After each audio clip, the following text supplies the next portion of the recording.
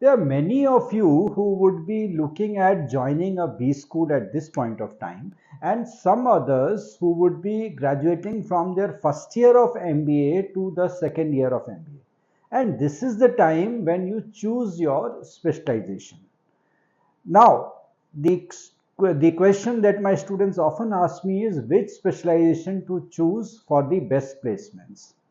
And I have already made an earlier video regarding this, but today I would like to cover in detail on what all specializations are good for placements and how the career trajectory in each specialization pans out. So first we'll talk about marketing specialization. Now, marketing as a specialization is historically the oldest specialization in MBA, and it is also called the evergreen specialization. The reason being, the industry would always require sales and marketing people irrespective of the conditions, irrespective of economic conditions, irrespective of recession, irrespective of market response, whatever be it. And no matter how good or not so good the product is, you require sales and marketing people. Even if the product is good, you require sales and marketing people, and even if the product is not doing so good in the market, you still require sales and marketing professionals. Now let's talk about something which is very important from a placement perspective, which is the compensation offered in this specialization. So basically, since marketing is a revenue generator, if you are a sales or a marketing professional, you are the person who is generating the revenue as compared to some other support functions which are cost centers. So obviously, since marketing is a revenue generator for the company, the marketing and sales professionals are the ones which are paid the most. So in case you are choosing a marketing specialization, I guess you can expect a salary which is quite competitive. The next thing is the number of people hired in this specialization. See, if you look at campus recruitment, unlike some other support functions, what happens is for the other functions, the companies come with a certain number in mind and they stick to that. They either hire that particular number or lesser number of people.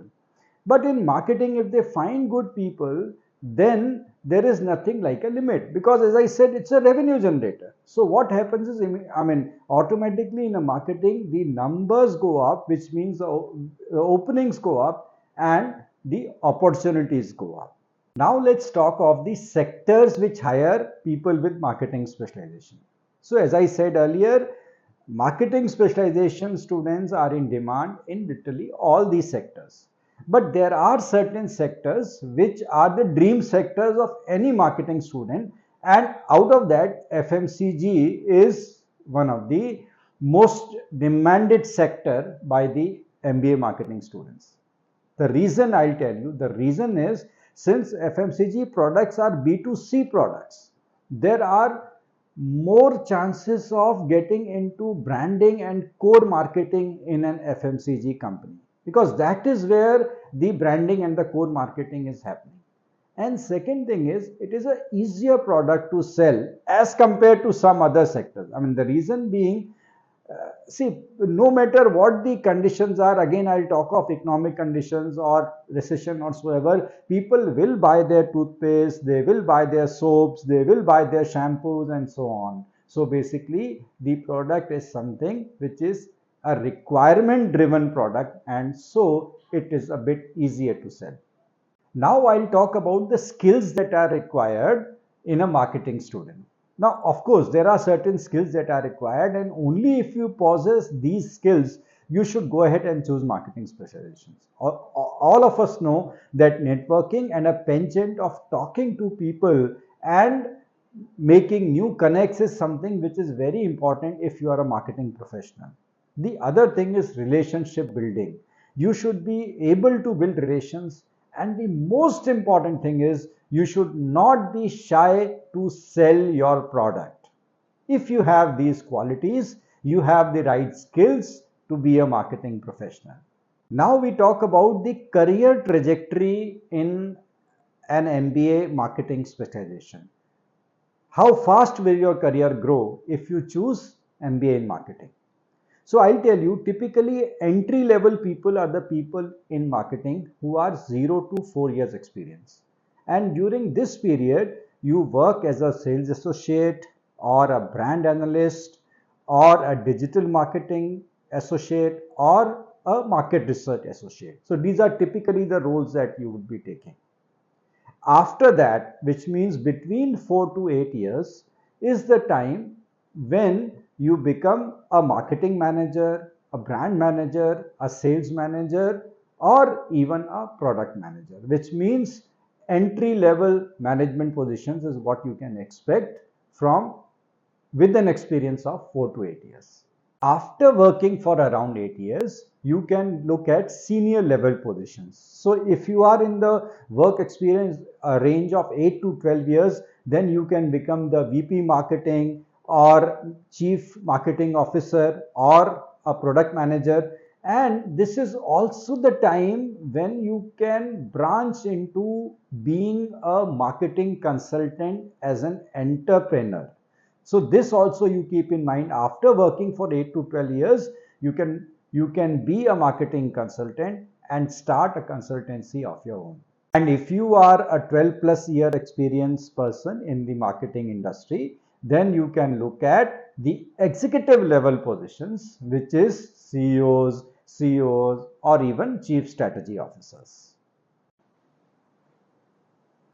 Now let me talk about some cons of taking marketing specialization. Now we discussed what are the bright points, what are the good things if you take marketing specialization. Now we'll discuss what are some of the pitfalls that you should be aware of. The first thing, a sales and marketing professional will normally always be in a travel role or in a field role. Now, travel initially, it may be local travel, it may be travel within the country, or maybe even international travel. Now, this may seem attractive initially, but what happens is as you age, as you settle down, as you grow up in your career, frequent travel may be a restriction for you and you may not enjoy it. The second thing is sales and marketing jobs are always going to be target driven. So you have to watch out for those month end, quarter end targets that you need to fulfill, and that target driven approach will be there throughout your career life cycle as a marketing student. The third most important thing that you need to watch out is, and which I counsel my students, even specialization that you are taking is marketing. But what happens is, at least for the first 3-4 years, you may have to do sales. There is no direct classroom to a boardroom or a branding room concept. So you need to learn sales. So the initial few years, you have to do sales, and even after that, even after working for 3 to 4 years, since the core marketing and branding positions are very less, even after working for a few years, you may end up doing sales. So these are some of the cons that you should be aware of if you take marketing specialization. So students, today we talked about marketing specialization, the career in marketing specialization, and where an MBA in marketing specialization may lead you to.